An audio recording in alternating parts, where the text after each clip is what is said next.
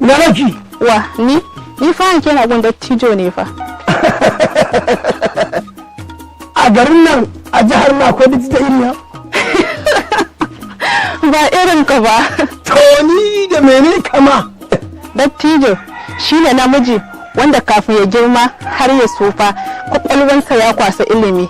Shine malami, shine shugaba kuma shine mai faɗa haji. Ka gan tafiya ta.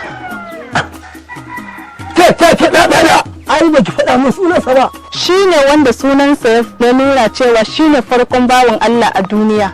Sai ka cinka.